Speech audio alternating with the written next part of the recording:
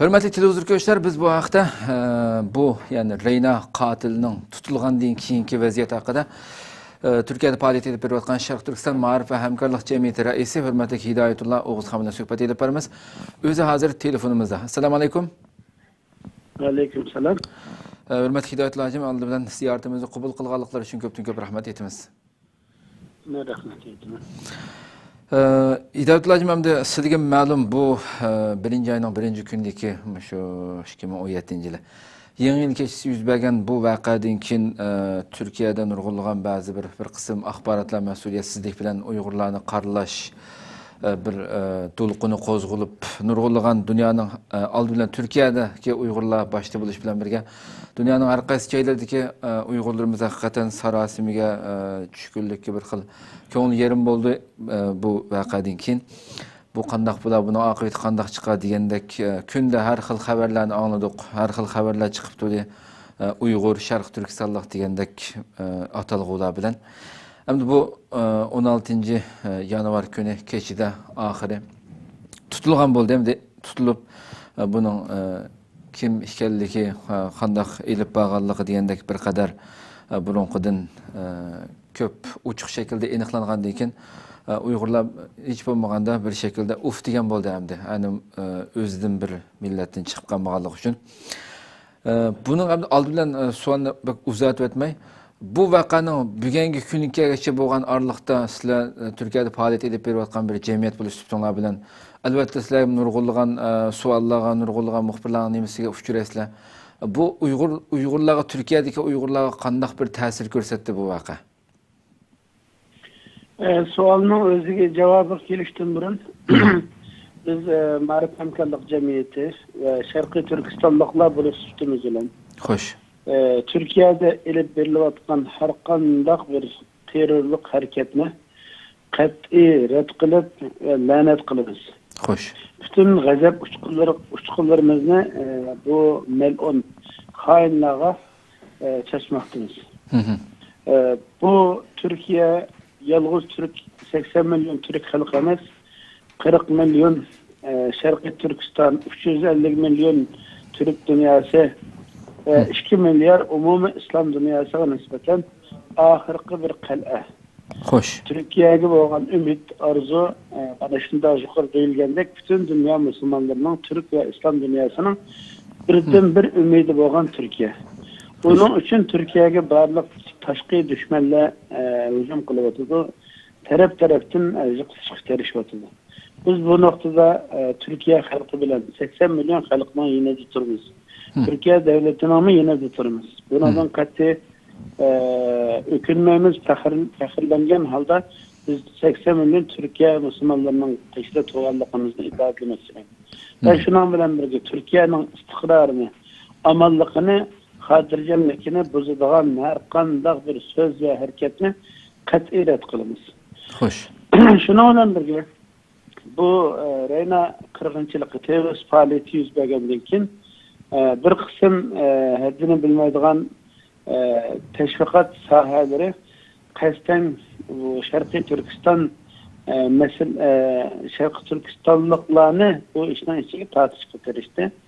Ve hiç kandak bir ispat ve delil ortaya çıkmasın nihayeti kendi kölemde bir planlık bir şekilde bu işlemki kılgıcı fail kıyıcı kişi Uygur, Şarkı Türkistanlık degen geplerge nihayeti yaydadı teşvikatta.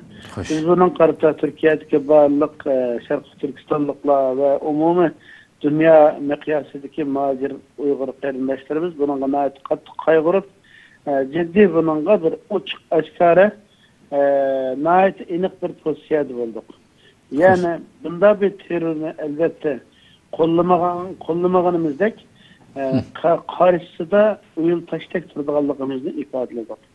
Bunu Türk halkı mükemmel, Türk devleti mükemmel. Şunun için bu noktada Xitay'ın ki muşundak bir hadiseden paydalanıp Türkiye'deki teşvikatta sitvagan şüphelendileri, galçılar arkalık Şarkı Türkistan davasını, Şarkı Türkistan muhacirlerini hareket dairesini taraytıp boğaçkı terişkanlığı bunun da görünüp duruptu.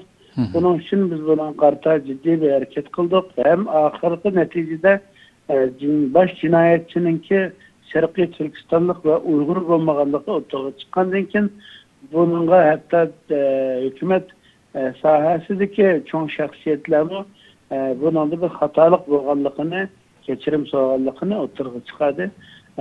Bunu kökendan keyin Uygur muhaciretdeki bütün Uygurlar konulara su sepkendek bir tattık.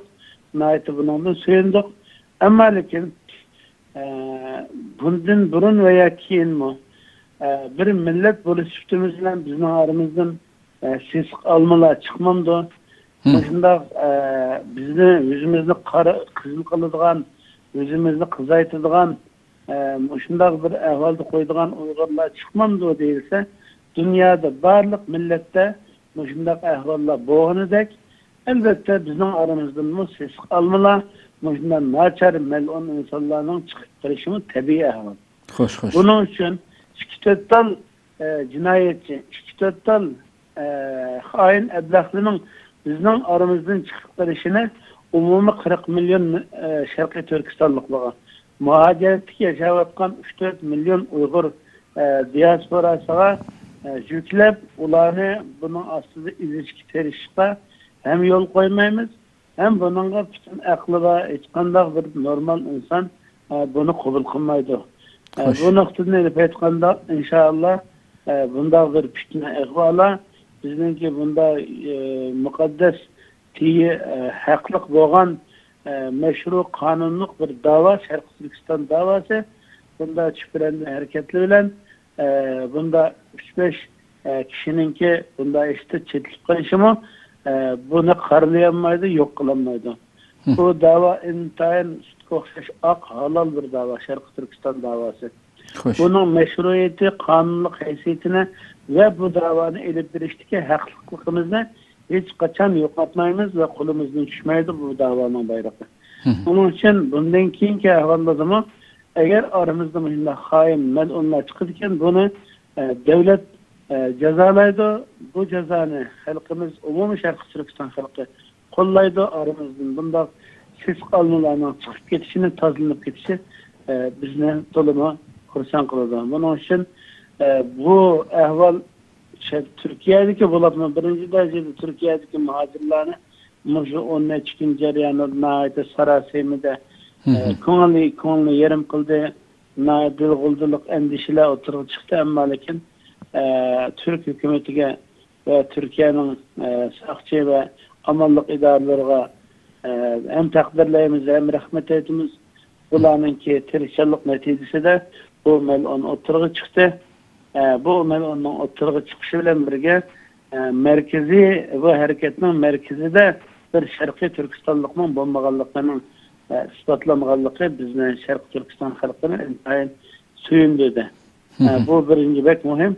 Ve ondan keyin başka Uygurların ama bunda işte isminin çıkışı, çetişlik görünüşü yoki şunda bozuk, azgın ve aşkın fikirlerge giriptar bulup şu sebeplik kanuni cevapkarlıkla tartılışı bu elbette bir bizim halkımızın bunda bir insanların çıkıp gelişi yaş insanlarımızın, evlatlarımızın bu yolda nabıt olup geçişi için saklı ama bu yolunu tanıgan halkıya başka umumi Müslümanlığa, Türk halkıga, Şarkı Türkistan'ın özünün halkıga ziyan, zahmet ve suikast kıygallık için bularınki cezalanışını hem kollayımız.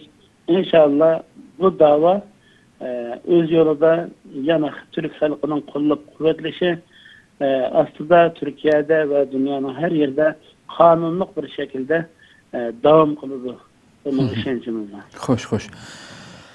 Sözlerdimi nayeti yaxşı ifadalab berdingizmi şu elbette ahirdeki bugünkü mesela axborotlardimi sabah gazetininkida bo'lsin ba'zi buningga orqa saptikilarning ba'zisiniki balki bizning millatning ichidan bo'lishim chiqib qolishi mumkin. Har qanday bir millatning ichidan ses qonunlarniki chiqishi tabiiy ahvol dedingiz.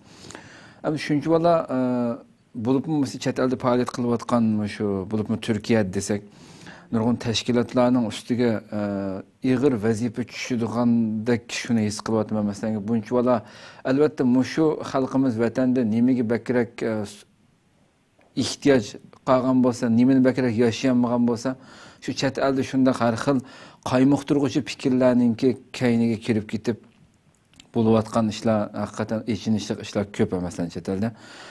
Bununla qarata masalan, buningdan keyingi mushuncha bola ko'p sondagi Uyg'urlarniki Turkiyada masalan shunday har xil qalaymaqan yo'llarga kirib ketmaslik uchun mayli davlat tarafidan bo'lsin, bularga ega chiqish, sahib chiqilish tarafdan bo'lsin, yoki tashkilotlarning ustiga qanday vazifa tushidi, bularni shunday azg'un fikrlardagi har xil tashkilotlarga ketib qolmasligi uchun. Bunga bo'lgan fikringizni aytsam.